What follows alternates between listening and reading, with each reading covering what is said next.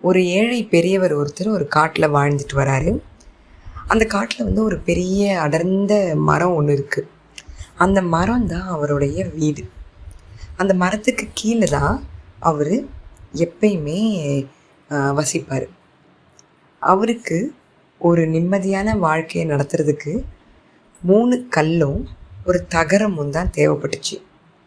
அந்த 3 கல்லை அவர் என்ன பண்ணுவார்னா, பகல் நேரத்தில் அது அப்படியே அழகாக அந்த 3 கல்லையும் அடுக்கி அது மேலே உட்காந்துப்பார். இரவு நேரத்தில் அந்த 3 கல்லையும் அடுக்கி, அதாவது ஒரு கல் வந்து அவரோட தலைக்கும், ஒரு கல் வந்து அவருடைய இடுப்புக்கும், இன்னொரு கல்லை அவருடைய காலுக்கும் வச்சு மேலே அந்த தகரத்தை மூடி படுத்துப்பார். அப்படி பார்த்திங்கன்னா அந்த மழையோ இல்லை ஏதாவது தண்ணியோ அந்த வழியாக வந்தாலும் அவரை தொல்லை பண்ணாமல் அப்படியே அந்த கல் வழியாக போயிடும். மழை வந்து அவரை நனைக்காமல் இருக்கிறதுக்கு தான் அந்த தகடு.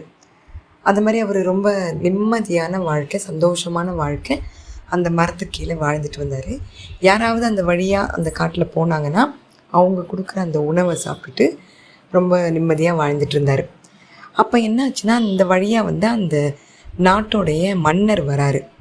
வந்து அந்த காட்டை அப்படியே கடந்து போகிறப்ப இவரை பார்க்குறாரு. பார்த்துட்டு இவர் மேலே அவருக்கு ரொம்ப ஒரு கரிசனமாகவும் ஒரு இப்படி இருக்கிறாரே அப்படிங்கிற ஒரு எண்ணமும் வந்துடுது. இவருக்கு நம்ம எப்படியாவது உதவி பண்ணணும் அப்படின்னு சொல்லிட்டு நினச்சிக்கிட்டே வந்து அரண்மனைக்கு போயிடுறாரு. அரண்மனைக்கு போய் அவர் என்ன பண்ணுறாரு, அவருடைய வேலையாட்கள் கூப்பிட்டு ஒரு பல்லக்க வச்சு அனுப்புகிறாரு. அந்த ஒரு 2 வேலையாட்கள் அந்த பல்லக்கை தூக்கிட்டு அந்த காட்டுக்கு வராங்க. வந்து அந்த மன்னர் வந்து இந்த ஏழை பெரியவரை வந்து கூட்டிகிட்டு வர சொல்கிறதா சொல்லி அவர்கிட்ட சொல்கிறாங்க. அப்போ அவர் சொல்கிறாரு, எனக்கு தேவையே இல்லை சாமி, நான் இங்கேயே இருந்துக்கிறேன், இங்கேயே என்னோடய வாழ்க்கை ரொம்ப சந்தோஷமாக நிம்மதியாக போயிட்டுருக்கு அப்படின்னு சொல்கிறாங்க.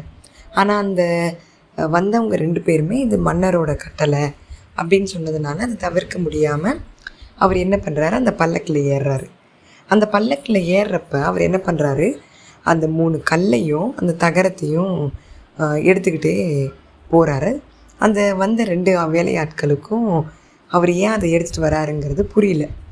சரியா அப்படின்ட்டு அவங்க அரண்மனைக்கு இவரை கூட்டிகிட்டு போயிடுறாங்க. போன உடனே அந்த மன்னர் வந்து இவருக்கு நல்ல ஒரு ராஜபோக விருந்து கொடுக்குறாரு.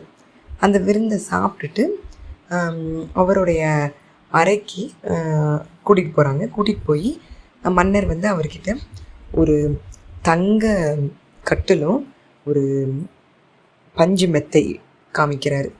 காமிச்சு இந்த ஏழை பெரியவர்கிட்ட சொல்கிறாரு, ஐயா நீங்கள் இதுக்கு மேலே இதில் உறங்கலாம் அப்படின்னு சொல்லிட்டு கிளம்பிடுறாரு. அடுத்த நாள் காலையில் அந்த ஏழை பெரியவரை பார்க்க மன்னர் வராரு. அவருக்கு ஒரு பேர் அதிர்ச்சி. என்னென்னா, அந்த தங்க கட்டிலும் அந்த பட்டு மெத்தை மேலேயும் 3 கல்லை அடுக்கி வச்சு அந்த பெரியவர் படுத்துட்டு இருந்தார். அவருக்கு மேலே அந்த தகரத்தை வச்சுருந்தார். இதை பார்த்த உடனே அந்த மன்னருக்கு ஒரு ரொம்ப அதிர்ச்சி ஆயிடுச்சு. அப்போ அவர்கிட்ட போய் கேட்குறாரு, என்ன ஐயா இப்படி தூங்கிட்டுருக்கீங்க அப்படின்னு. அப்போ அதுக்கு அந்த பெரியவர் சொல்கிறாரு, ஐயா நான் காட்டில் இருந்தப்பயே எனக்கு ஒரு பிடிச்சமான நிம்மதியான வாழ்க்கையை வாழ்ந்துட்டு இருந்தேன். உங்களுடைய வலியுறுத்தல் காரணமாக தான் நான் இங்கே வந்தேன். ஆனால் இங்கே வந்தாலும் எனக்கு பிடிச்சமான வாழ்க்கை இதுதான் அப்படின்னு சொன்னார். இதை கேட்ட உடனே அந்த மன்னருக்கு ஒரு பெரிய அடி விழுந்த மாதிரி ஒரு எண்ணம் தோணுச்சு. என்னென்னா, நம்ம இருக்கிற இடம் முக்கியம் இல்லை, எந்த இடமா இருந்தாலும் அதை நமக்கு சௌகரியமாகவும் நமக்கு பிடிச்ச மாதிரியும் மாற்றிக்கிறது நம்மளோட கையில் தான் இருக்குது அப்படிங்கிறத அந்த மன்னர் அந்த நேரத்தில் தான் உணர்ந்தார். இதுதான் தங்க கட்டிலும் பட்டு மெத்தையும். நன்றி.